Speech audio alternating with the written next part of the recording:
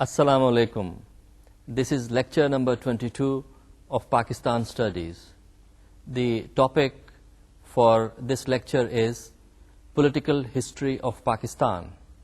This is a detailed and lengthy subject. Therefore, the discussion will be spread over 2 lectures.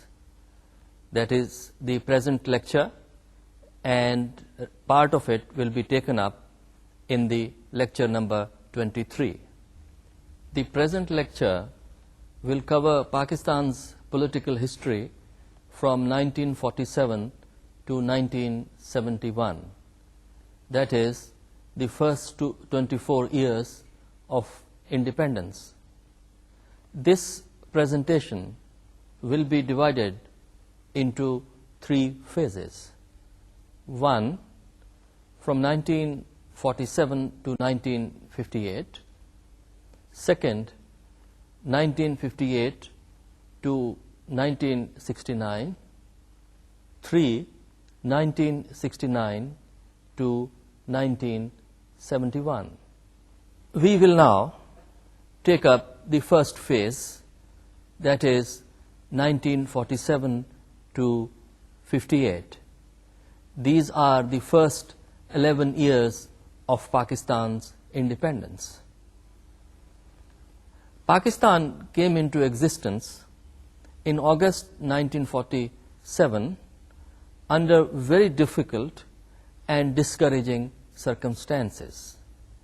The government was faced with a host of challenges, difficulties, and problems. You would recall that one of our previous lectures was devoted to discussing the initial problems of Pakistan, that is, the problems that Pakistan faced in the initial stages after it became an independent and sovereign state. Therefore, we will not go into the details of the initial problems here. However, I may mention that Pakistan faced serious administrative problems. It had to establish a new administration, the federal administration in Karachi, and a provincial administration in Dhaka, and the conditions were very discouraging. It was a situation where communal rights were taking place in certain bordering districts, that is, the districts adjoining the border that came into existence because of the partition and independence of Pakistan. These problems were compounded because of the negative, if not hostile, attitude of India and the problem that began with reference to Kashmir, and ultimately the Kashmir war between India and Pakistan. Therefore, one could argue that the circumstances were extremely discouraging. However, Pakistan was able to overcome these difficulties in the initial years, these problems, and was able to prove that the prediction of many experts was wrong, that Pakistan will not be able to survive these difficulties and these problems. Pakistan successfully managed those problems, although the resources were very much limited. To run the administration, the Interim Constitution was introduced, and we have devoted one of our lectures to the Interim Constitution of 1947. That was the Constitution of Pakistan until the 1956 Constitution was framed and introduced. And the father of the nation, Quaid-e-Azam Muhammad Ali Jinnah, became the first Governor General of Pakistan and the first Prime Minister was Liaquat Ali Khan. This is how the new state of Pakistan began to function and operate. Let me now give you the names of the Governor Generals of Pakistan during this period. Pakistan had Governor General as its head of state from 47 to 56, and from 56 onward, the office of Governor General was replaced with the President. So I will give you the names of the people who held this important office in Pakistan during those 11 years. The first Governor General was Quaid-e-Azam Muhammad Ali Jinnah, the father of the nation, who led the independence movement, and he was in this office from August 1947 to September 1948, when he died on 11th of that month. The second Governor General was Khwaja Nazmuddin, who held this office from September 1948 till October 1951. He was an important Muslim League leader from East Bengal and had been active in this movement for the establishment of Pakistan. So he became the second Governor General from September 1948 to October 1951, when he resigned this office and became the Prime Minister of Pakistan. The third Governor General of Pakistan was Ghulam Muhammad, who assumed this office in October 1951 and held on to this post till October 1955. He was succeeded by Major General Iskandar Mirza, who was holding this office from October 1955 till March 1956. Ghulam Muhammad was from bureaucratic background. He was in the Indian Financial Services, then opted for Pakistan and held important offices in the bureaucratic system. And then he moved on to the political domain to become the Governor General of Pakistan. Iskandar Mirza had a similar background. Initially, he was in the Indian Army, and then from Army, he moved on to the political service of India, opted for Pakistan in 1947. So both these Governor Generals had the background of the bureaucracy. On March 23rd, 1956, Constitution of Pakistan was introduced, and therefore the office of Governor General was changed to the President. And the then Governor General, Iskandar Mirza, became the President of Pakistan, the first President of Pakistan. And as President of Pakistan, he served from March 23rd, 1956 till October 27, 1958. During these 11 years, Pakistan had parliamentary system of government. In parliamentary system of government, the executive authority is exercised by the Prime Minister. Prime Minister looks after day-to-day affairs of the government. So I will now give you the names of the Prime Ministers from 1947 till 1958. During these 11 years, Pakistan had 7 Prime Ministers and 8 cabinets.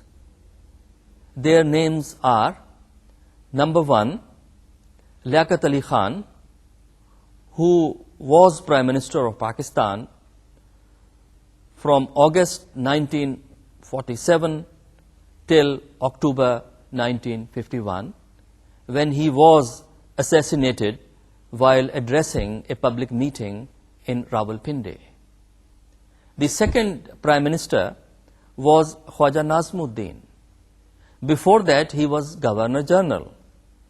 He resigned the office of Governor General to assume the office of Prime Minister. So he served as Prime Minister from October 1951 till April 1953. In April 1953, a new Prime Minister was appointed. He was Muhammad Ali Bogra. Muhammad Ali Bogra had political background, but at the time of his appointment, he was Pakistan's ambassador to United States. So he was summoned back and assigned this office. He headed 2 cabinets. His first cabinet was from April 1953 till October 1954. The second cabinet was from October 1954 till the summer of 1955. The precise month for his exit as Prime Minister was August 1955. He was succeeded by 4th Prime Minister, Chaudhry Muhammad Ali.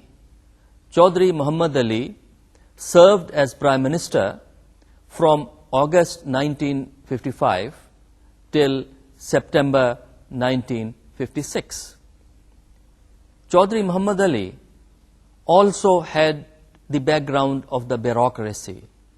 He was in the civil services of United India, opted for Pakistan in 1947, and held very key and important positions like Secretary General of Government of Pakistan in the early years of independence.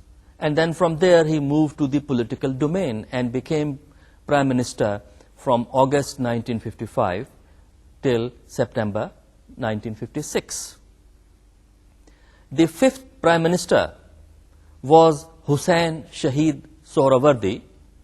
Sohrawardi was a political leader, a very active and prominent political leader from East Bengal, and he held this office from September 1956 till October 1957.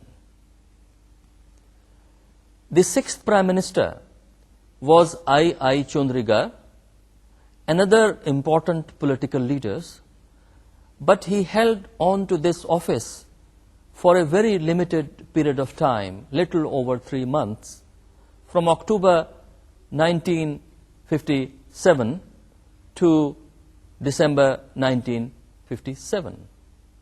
The 7th Prime Minister, who was also the last Prime Minister for this phase, was Feroz Khan Noon, a political leader from Punjab. He became Prime Minister in December 1957 and continued to serve in this office until October 1958.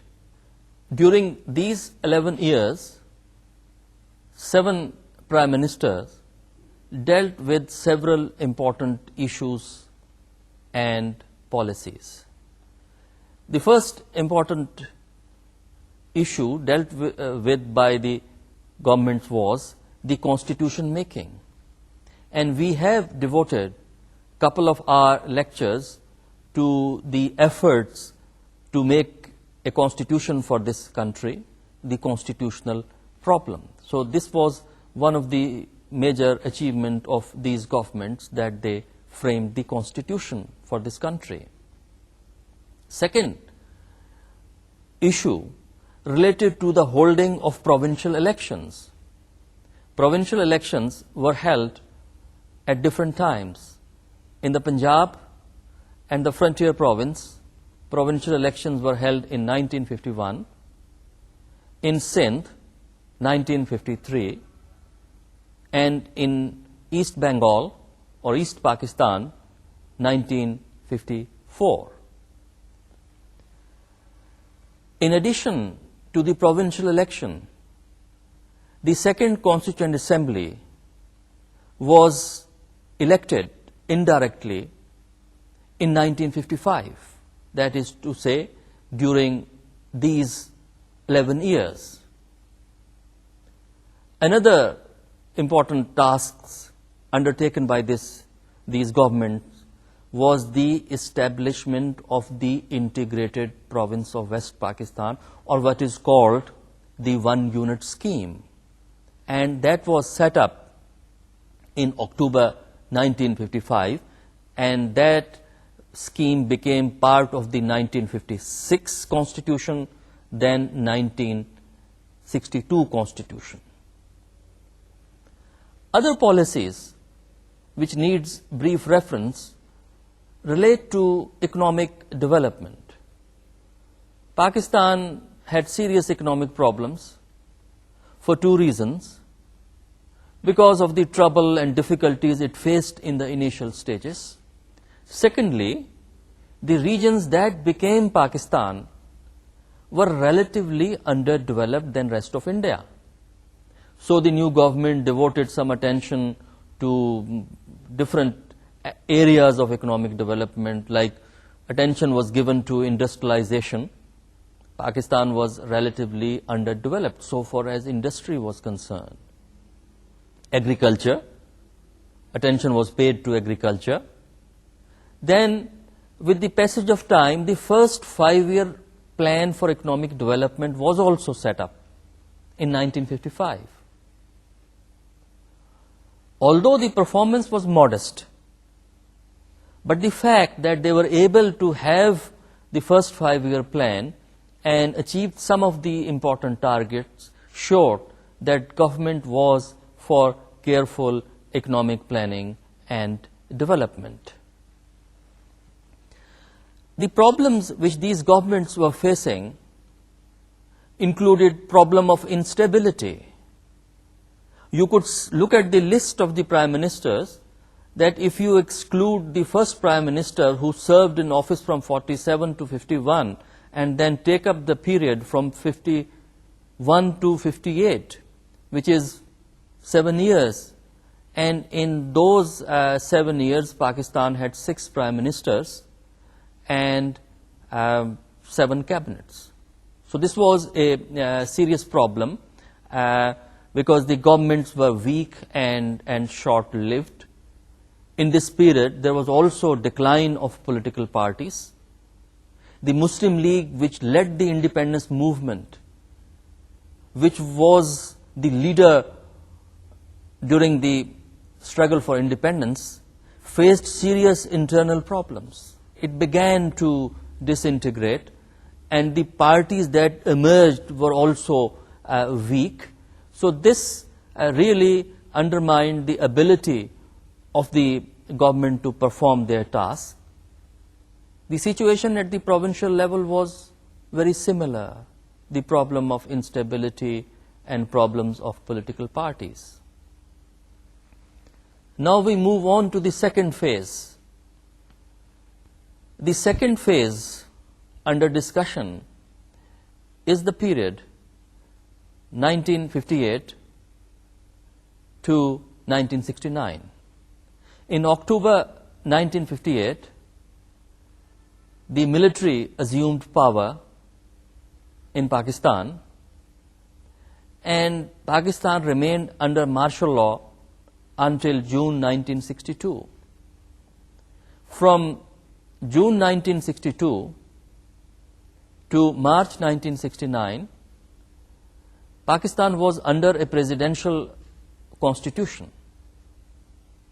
So going back to 58, in 1958, the then President Iskandar Mirza and the Army Chief, General Ayub Khan, abrogated the constitution, dissolved the national and provincial assemblies, dismissed the federal and provincial governments. And 3 weeks later, Ayub Khan also assumed presidency by removing Iskandar Mirza from his office. This martial law government lasted until June 1962, and then the constitution was introduced. The major issues dealt by the Ayub Khan government, whether under martial law or under the 1962 constitution, were: first, Ayub Khan introduced administrative reforms to streamline the administrative procedures and to make administration more efficient and effective. 1,662 officers and other civil servants of different levels had to face disciplinary action. Some of them were removed, some of them were retired, and a host of other disciplinary action were taken against these people. The other important measures were that the martial law government imposed restrictions on political activities, on political parties, and some of the political leaders were disallowed to take part in any public life, that is, they couldn't hold office for 6 years under a law imposed by the military government, Elective Bodies Disqualification Order. And under this order, a number of politicians were disallowed to take part in the governmental or other political activities. Another important and in fact quite significant performance was economic planning. This government paid attention to the economic planning, prepared the second 5-year plan for economic development, which was a major success. Second 5-year plan was from 1960 to 1965. Ayub Khan's government also played an important role in industrializing the country and introducing new industry and modern technology. The same was the case in agriculture. Greater attention was given to use of modern technology, tractor, tube well, better seeds, and other agriculture implements were used. And in this period, we hear about the Green Revolution. The Green Revolution means that with modern technology and modern input, you improve the output of agriculture fields. And this was what was happening during this period, both in terms of industry and also in agriculture. Then there were other important steps which were taken by this government, like education reforms. An education commission was appointed against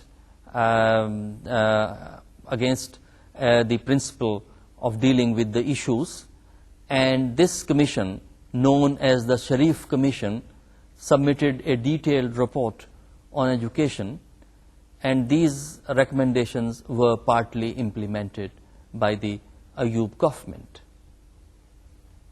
Ayub government also devoted to constitution making, that is the formulation of the 1962 constitution. And we have discussed these stages through which Constitution of 1962 was framed, and we have also discussed the broad features of the political system that developed out of the 1962 Constitution. So I don't have to go into the details except to mention the point that once the Constitution was framed, as we have discussed, this Constitution was introduced, and in this way military rule came to an end on June 8, 1962, and Pakistan reverted to constitutional rule and elected governments. Other important and significant things are that new elections at the local level, that is under the basic democracy system, were held towards the end of 1964, and in early 1965, first the presidential election was held when Ayub Khan was elected.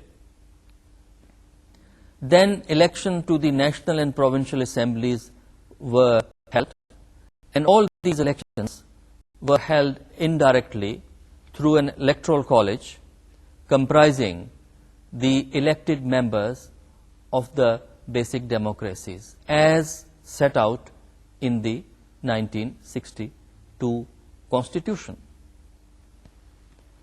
In 1965, the month was September, and in this month a war broke out between India and Pakistan. For 17 days,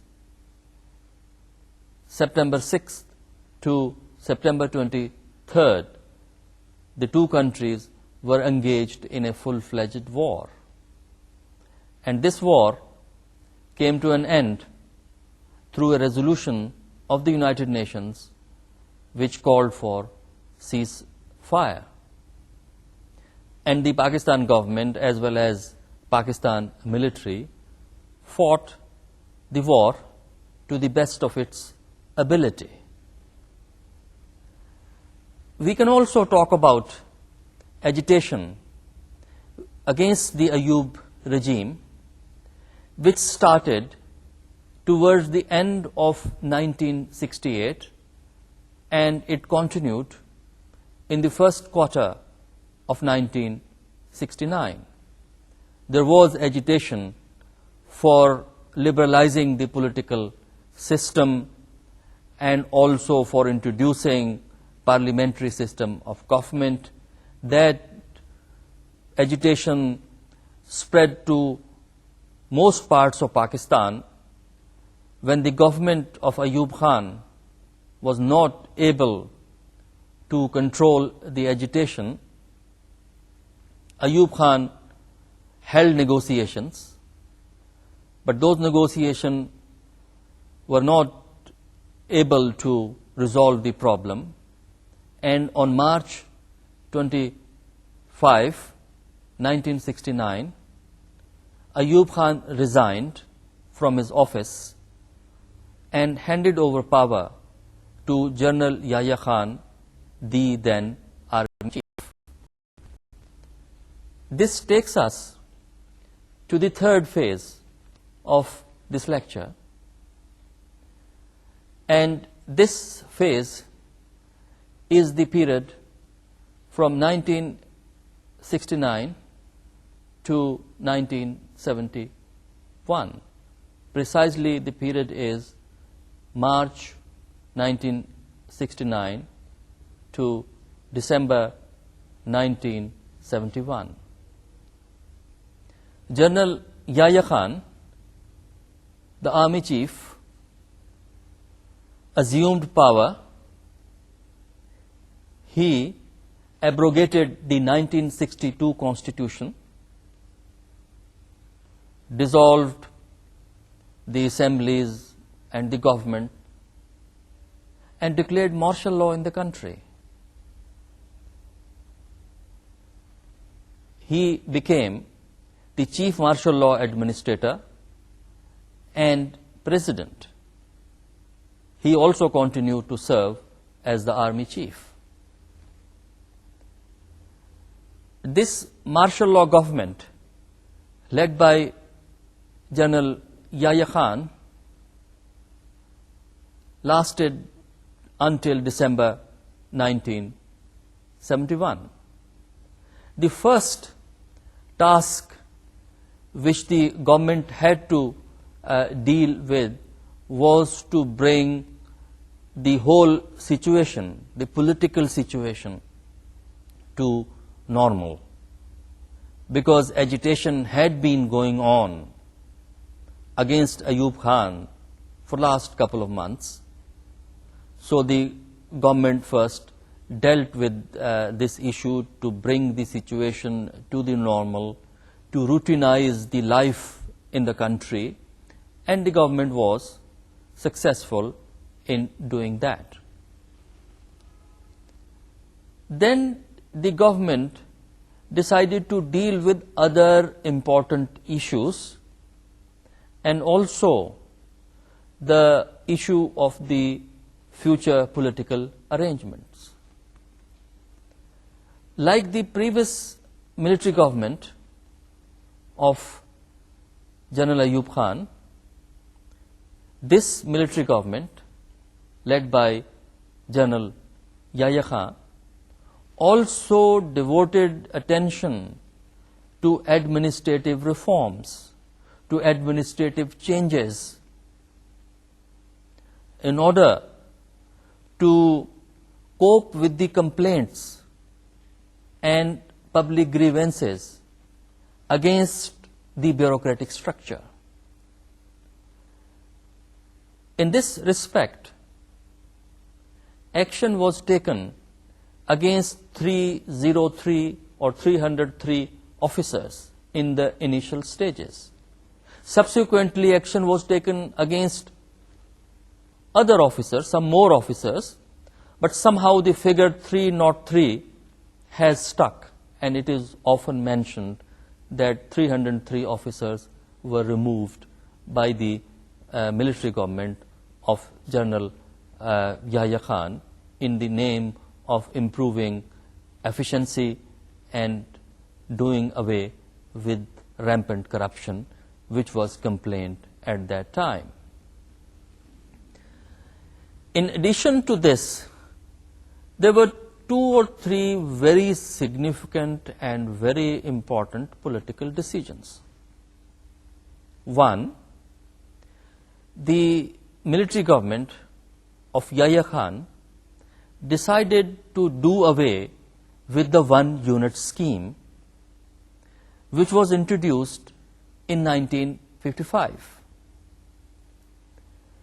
There was a demand from different political parties of all political complexion that the integrated province of West Pakistan should be abolished and 4 provinces in what was then West Pakistan be revived.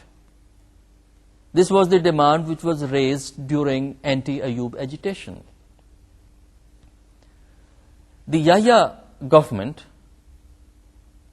accepted this demand, and on 1st July 1970, one-unit scheme came to an end, and 4 provinces came into existence in its place. They were the Punjab, Sindh, Frontier, and Balochistan. This may be mentioned here that this was the occasion when Balochistan got the status of a full-fledged province like other provinces of Pakistan. Previously, that is, before the one-unit scheme, that is prior to 1955, or you could say from 47 to 1955, Balochistan was not a full-fledged province. It was being administered under arrangements by the Governor General. On July 1st, 1970, Balochistan got the status of a full-fledged province in Pakistan. So this was a very significant development so far as meeting with the demands of the political leaders was concerned. There was another demand which the military government had to deal with, that related to the principle of parity between East Pakistan and West Pakistan. You would recall that we talked about this principle of parity or principle of equality between East Pakistan and West Pakistan when we were discussing the issue of representation in the federal legislature.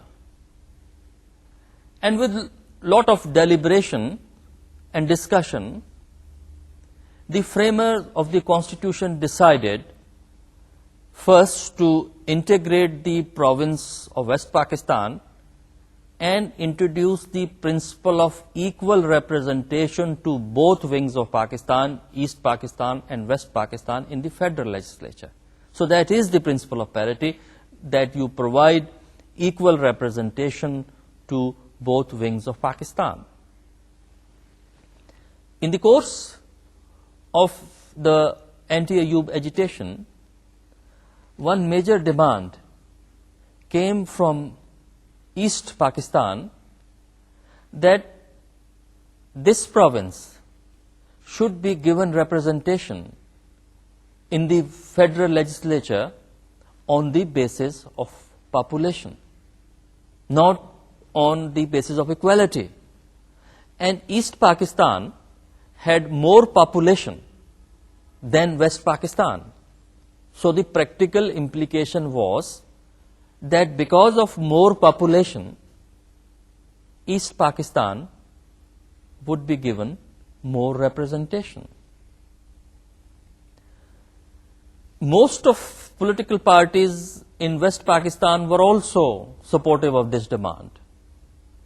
And by the time Ayub government resigned, it was generally assumed that this principle of equal representation to both provinces will be done away with.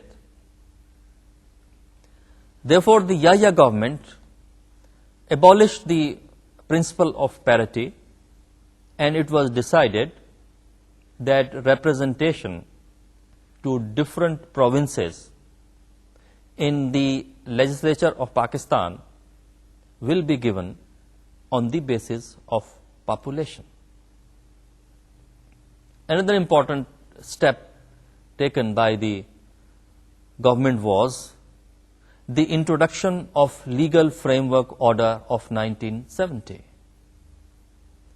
This Legal Framework Order, which was issued in March 1970, outlined the principles, certain basic principles that had to be kept in mind while framing the Constitution of Pakistan.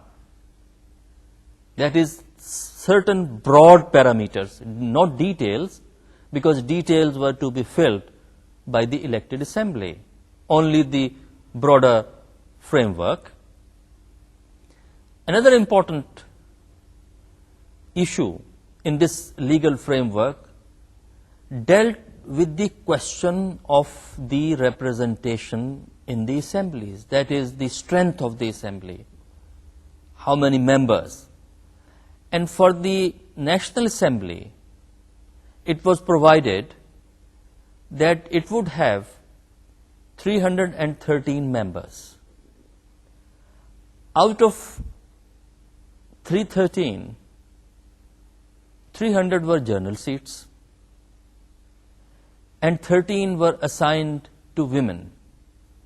So 300 plus 13 was the strength of the National Assembly.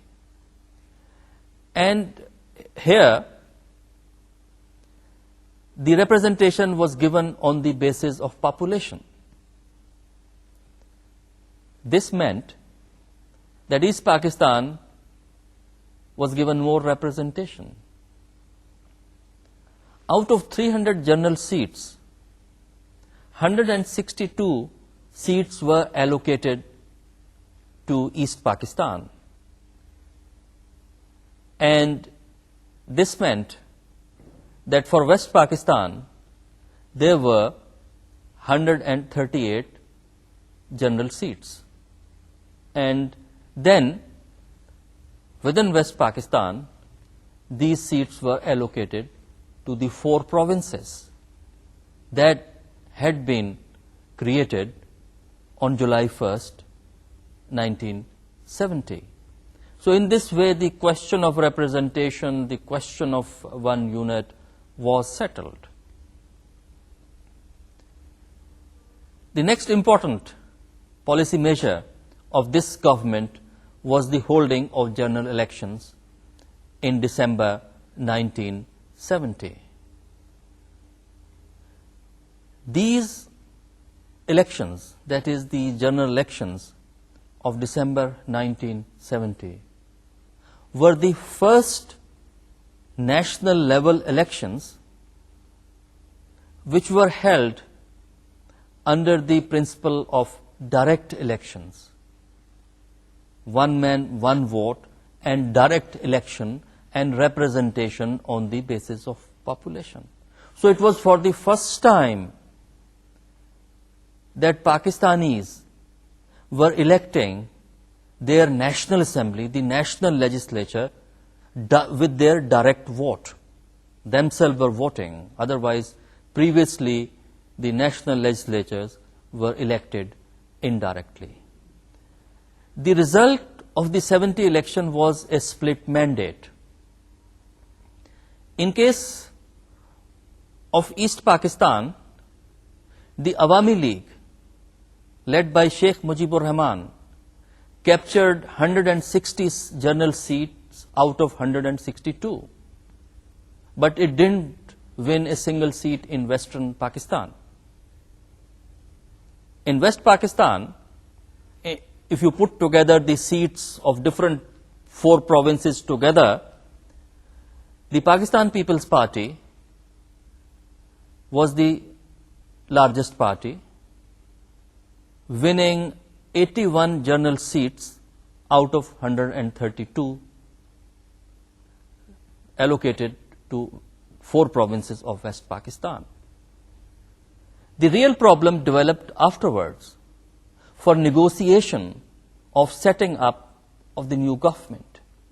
Here, the 3 major players of the political situation, General Yahya Khan, who represented the military and the government at that time, Sheikh Mujibur Rahman, who was the leader of the majority party and who had swept polls in East Pakistan, and third, Zulfikar Ali Bhutto, who was the leader with largest seats from West Pakistan, could not arrive at a political settlement for the new government of Pakistan. And as the Awami League contested the government, they challenged the government, the military government decided to take military action against the Awami League and others who challenged its authority in East Pakistan. This led to a civil war in East Pakistan. And in this civil war, a large number of people lost their lives, and there was a lot of damage in what was in East Pakistan. While Pakistan was facing this problem in East Pakistan, India cashed on the opportunity by helping those who were challenging the authority of the Pakistani state. It helped and supported the Bangladesh movement, and this ultimately led to the 1971 war between India and Pakistan. On November 21st, 1971, Indian Army invaded East Pakistan, and then on 6th December, this war spread to the western part, or West Pakistan, India, and this war went on. And on September 16th, 1971, Pakistan Army surrendered in East Pakistan. East Pakistan separated and became the independent state of Bangladesh. There was a serious reaction against the government of General Yahya Khan in West Pakistan, or what was then left of Pakistan, or the present-day Pakistan, and this agitation created a situation that it was not possible for Yahya Khan to continue in office, and he resigned his office on December 20th, 1971. This concludes our discussion of political history of Pakistan for the first 24 years. And in the next lecture, we will take up the period after 1971. Khuda Hafiz, until the next lecture.